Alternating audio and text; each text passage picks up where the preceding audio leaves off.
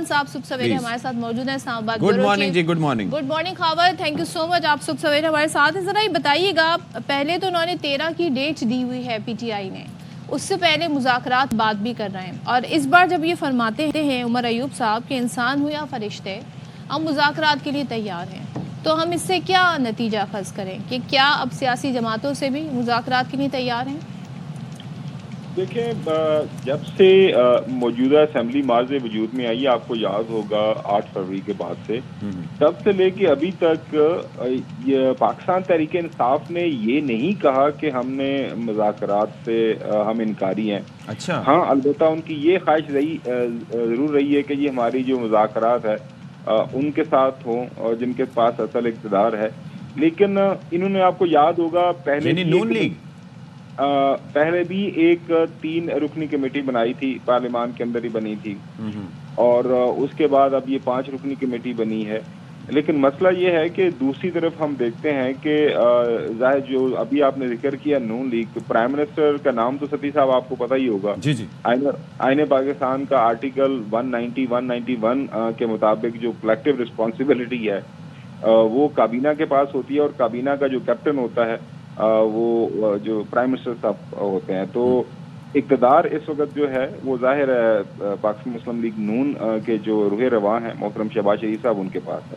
اچھا. تو لیکن ابھی تک حکومت کی طرف سے کوئی بھی جو کمیٹی جو پی ٹی آئی کمیٹی بناتی ہے تو اس کے مقابلے میں حکومت کی طرف سے کوئی کمیٹی اس طرح کی ہمیں بنتی ہوئی نظر نہیں آئی. ٹھیک ہے. آرٹیکل 191 کا تذکرہ آپ نے کیا تھا سر, ایسے ہی پوچھ رہا ہوں. جی جی جی جی. وہ تو سپریم کورٹ کی جوریسڈکشن سے متعلق نہیں ہے. آپ دیکھ لیجئے گا آرٹیکل, یا وہ میں اب دوبارہ سے دیکھ لیتا ہوں. اچھا, سوری 90 اور 91, not 190, I am sorry for that. اچھا, دوسرا یہ ہے کہ اب دوسری بات آ گئی آپ نے کہ اب کیسے مذاکرات آگے ہوں گے. دیکھیں, مذاکرات ہم نے دیکھا ہے کہ ماضی میں بھی جب جناب مشرف کے ساتھ شدید ترین لڑائی ہو گئی تھی اس وقت کی 2 بڑی سیاسی جماعتوں کی, جس میں پاکستان پیپلز پارٹی تھی اور پاکستان مسلم لیگ نون, لیکن at the end of day پھر مذاکرات ہوئے تھے. آپ کو پتہ, یہ چارٹر آف ڈیموکریسی بھی ہوا تھا اور اس کے بعد پھر معاملات آگے بڑھے تھے. تو سوال سب سے اہم آج کا یہ ہے کہ پاکستان کا اس وقت سب سے بڑا مسئلہ کیا ہے, وہ ہے سیاسی عدم استحکام, اور سیاسی عدم استحکام کا حل کیا ہے وہ ہے. لیکن خاور صاحب ایک چیز مجھے سمجھائیے گا کہ جب آپ کو پتہ ہے یہ ایک پریس کانفرنس ہوئی تھی جس میں سیاست تعلقی کا اعلان کیا گیا تھا, D G S P R بھی تھے, ڈی جی ایس آئی بھی تھے, اس کے بعد پھر اس کی ضرورت. دوسرا مجھے یہ بتائیے گا کہ جب بارہا ادھر سے افواج پاکستان کی جانب سے ریئیکشن یہ سامنے آتا ہے کہ یہ جو ایک 9 مئی کا جو واقعہ تھا اس کے بعد ایک معافی کا ایک مطالبہ, آپ کو پتہ ہے کہ وہ 9 مئی کا واقعہ ظاہر ہے کہ اس کی جتنی مذمت کی جائے کم ہے, اس کے بعد ایک چیزیں سامنے آتی جائیں, لیکن یہاں سے وہیں پر مذاکرات کی بات کی جاتی ہے, وہیں سے بات کرنے کی بات کی جاتی ہے. تو اگر پی ٹی آئی یہ ریئلائز کرتی ہے کہ یہ 9 مئی کا واقعہ بلنڈر تھا, غلط ہوا تھا, تو پھر وہ معافی کی طرف کیوں نہیں جاتی اس معاملے پہ اگر بات ہی کرنی ہے تو؟ ستی صاحب دیکھیں, پتہ نہیں آپ ایک ڈفرینٹ کانٹیکس کے اندر کس بیان کی بات کر رہے ہیں, لیکن میری نظر میں, میری ادنا سی رائے میں, اگر 9 مئی کا واقعہ ہوا ہے جو کہ ہوا ہے, آپ کے سامنے ہوا ہے, اس کے اندر اگر کسی کا کردار ہے, اس میں صدف کا کردار ہے, ستی صاحب کا کردار ہے, یا خاور گمن صاحب نے کہیں پہ کوئی آگ جا کے لگائی ہے, تو ان کو معافی دینے کا آپ کے پاس کیا اختیار ہے؟ کسی کے پاس ریاست پاکستان کے اندر جو پاکستان کا آئین ہے, پاکستان کے جو قوانین ہے, اس کے مطابق اگر کسی نے کوئی غلط کام کیا ہے, اگر کچھ نے کسی ریاستی ادارے کے اوپر حملہ کیا ہے, ریاستی کوئی کسی پراپرٹی کے اوپر حملہ کیا ہے, آگ لگائی ہے, تو ستی صاحب آئین پاکستان کے اندر آئین قانون موجود ہے, اس کے مطابق ان کو سزا ملنی چاہیے. کیسز چل رہے ہیں, عدالتیں ان کو سزا دیں, اور مطلب پوری دنیا کے اندر. ٹھیک ہے خاور, لیکن یہ اب مذاکرات کس سے کرنا چاہ رہے ہیں, میرا بنیادی سوال یہ تھا, کیونکہ وہاں سے تو بار بار کہہ دیا گیا ہے, جو کہ اشفاق نے پورا سینیریو بھی بتایا, بھی معافی مانگیں تو پھر کچھ معاملہ آگے بڑھ سکتا تھا, اور وہ بھی اب سے کچھ عرصے پہلے تک کی آفر, وہ بات تھی. اب ایسا کچھ نہیں ہے. دوسرے سول نافرمانی کی تحریک کی طرف جائیں گے اگر تو مذاکرات جو ہے نہیں مانے گئے؟ پہلی بات تو یہ مذاکرات ہوں گے تو اس کا تعین ہوگا کہ مانے جائیں گے یا نہیں مانے جائیں گے. تو یہ آپشنز کیا ہیں تحریک انصاف کے پاس؟ جو آخری کارڈ کی بھی بات ہو رہی ہے، کیا ہم اسے آخری کارڈ سمجھیں پھر؟ دیکھیں جی، تحریک انصاف کا جو آخری کارڈ ہے وہ اب تو وہی بتا سکتے ہیں کہ آخری کارڈ کون ہو سکتا ہے، لیکن یہ جو بات چل رہی ہے کہ مذاکرات وہ کس سے کریں گے، دیکھیں میں تو وہی عرض کر رہا ہوں، میری نظر میں مذاکرات اگر ہونے ہیں تو وہ پارلیمان کی سطح کے اوپر ہونے ہیں، پارلیمانی کمیٹی کی سطح کے اوپر ہونے ہیں. اگر کوئی معاملات آگے بڑھنے ہیں اس کے لیے کوئی قانون سازی ہونی ہے، آپ کے ملک کے اندر آئینی ادارے ہیں، الیکشن کمیشن ہے، اس کے بعد سپریم کورٹ آف پاکستان ہے، کوئی قانون سازی ہونی ہے، تو جو بات ہو رہی ہے کہ جی بند دروازوں کے پیچھے معافی ہونی ہے، معافی ملے گی، یا بند دروازوں کے پیچھے کوئی اس طرح کا مذاکراتی عمل بڑھے گا، تو مجھے نہیں نظر آ رہا کہ ایسا. تو خاور صاحب پی ٹی آئی اس پہ تیار ہے؟ جس جانب آپ اشارہ کر رہے ہیں کہ پارلیمانی کمیٹی کی سطح پر آئین کے تابع، قانون کے تابع، پارلیمان کے تابع تحریک انصاف اس پہ تیار ہے ان مذاکرات پہ؟ ابھی تھوڑی دیر پہلے اگر آپ نے بیان جو سنایا مجھے تو اس سے یہی سمجھ آیا، لیڈر اپوزیشن ہے جو کہ پاکستان کے اندر ایک آئینی عہدہ ہے، جو لیڈر ہاؤس کے بعد جو سب سے اہم عہدہ لیڈر اپوزیشن ہوتا ہے، تو وہ فرما رہے ہیں کہ جی ہم بالکل سب سے مذاکرات کرنے کے لیے تیار ہیں. تو میں تو یہی عرض کروں گا، رات کو ہم نے پروگرام کے اندر بھی بات کی تھی اور فیصل واڈا صاحب نے بھی اوور دا ویکینڈ کراچی کے اندر بات کی تھی، انہوں نے یہی بات کی تھی. آپ کو پتہ ہے فیصل واڈا صاحب ماشاء اللہ آج کل کافی زیادہ ایکٹیو ہیں.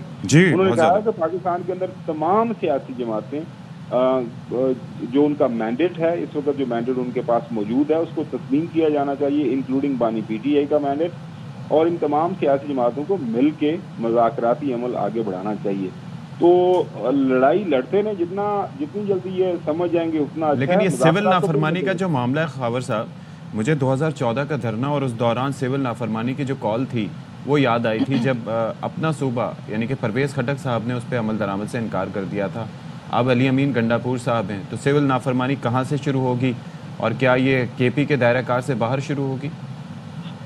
یہ نا آپ نے بہت اچھا سوال کیا، اس کے اوپر نا کافی زیادہ بحث ہو رہی ہے. اچھا، لیکن سول نافرمانی کا معاملہ جو میں نے تھوڑا بہت اس کے اوپر لٹریچر پڑھا ہے وہ یہ ہے کہ ایک کوئی شخص یا کوئی پارٹی یا کوئی بھی ادارہ اس حوالے سے بات کرتا ہے، وہ کہتا ہے کہ جی میرے پاس جتنے آپشنز ہیں میرے سارے آپشنز آپ بند کر رہے ہیں، تو جب میرے سارے آپشنز بند ہو جائیں تو میں کیا کروں گا. کل بھی میں کسی سے بات کر رہا تھا تو بڑی اچھی ایک پروفیسر صاحب انہوں نے مجھے مثال دی. انہوں نے کہا کہ اگر آپ نے دیکھا ہوگا اکثر واقعات ہوتے ہیں، کوئی اپنے اوپر آگ چھڑک لیتا ہے، تیل چھڑک کے آگ لگا لیتا ہے، کوئی خودکشی کر لیتا ہے، کوئی بہت سارے اس طرح کے واقعات ہوتے ہیں. تو وہ بالکل بری بات ہوتی ہے، لیکن آپ بجائے اس کو برا کہنے کے کیا ان حقائق کی طرف نہیں جانا چاہیں گے کہ وہ اس نہج پہ پہنچا کیوں؟ تو کیا ہم نے خدا نخواستہ ایسے حالات پیدا کرنے ہیں کہ جب ایسے معاملات آئیں کہ ایک بڑی پولیٹیکل پارٹی ہے، 2014 میں وہ ایک صوبے میں تھی، اس وقت پورے پاکستان کے اندر ان کے پاس ووٹر سپورٹر موجود ہیں، تو کیا ہم نے ان کو واقعی ایسی نہج پہ پہنچانا ہے؟ اب اگر وہ کہہ رہے ہیں کہ ہم مذاکرات کے لیے تیار ہیں، میرے خیال میں ایک بڑی اچھی ڈیولپمنٹ ہے.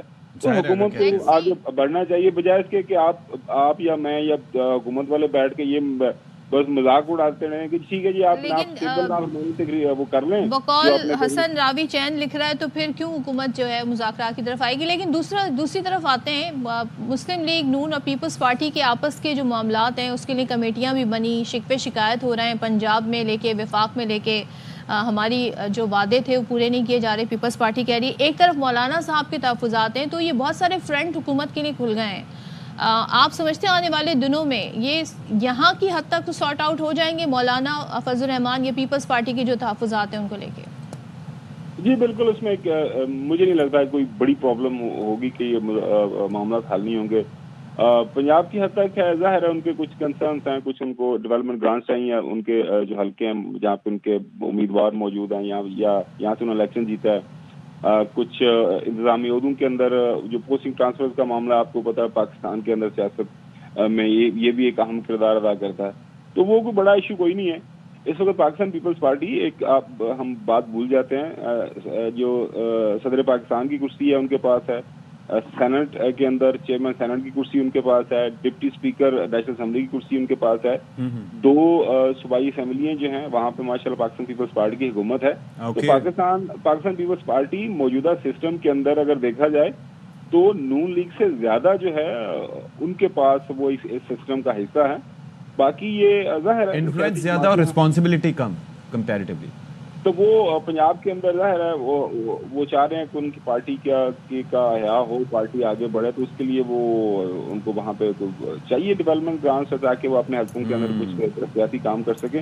باقی جہاں تک مولانا کا معاملہ ہے, مولانا صاحب کے ساتھ یقینی طور پر حکومت نے ہاتھ کیا کہ اگر آپ نے ایک بل ان کا اسمبلی کے ذریعے پاس کروایا, اگر کوئی تحفظات تھے تو اس وقت اس بل کے اوپر وہ تحفظات بتائے جاتے, اس کو بل کو پاس نہ کیا جاتا. لیکن بل پاس ہو گیا اور اس کے بعد صدر پاکستان نے پھر اس کے اوپر سائن نہیں کیا. باقی تمام بلوں کے اوپر سائن ہو گئے انکلوڈنگ 26ویں آئینی ترمیم. تو وہ ظاہر مولانا صاحب ہیں. لیکن مولانا صاحب کی ایک بات میں آپ کو ضرور بتاؤں, میں نے صدر صاحب کو پچھلے 20-25 سال سے اسلام آباد میں JUIF اور خاص طور پر مولانا صاحب کی جو سیاست دیکھی ہے کہ وہ جتنا مرضی کٹھن راستہ وہ اختیار کرے, وہ راستہ وہ اتنے ماشاءاللہ باکمال سیاستدان ہے, وہ راستہ جو ہے نا at the end of day وہ جو نکلتا ہے وہ اقتدار کی اراداریوں کے اندر جا کے وہ پہنچ جاتے ہیں. تو فکر نہ کریں, یعنی کہ وہ پوائنٹ آف نو ریٹرن تک نہیں جاتے.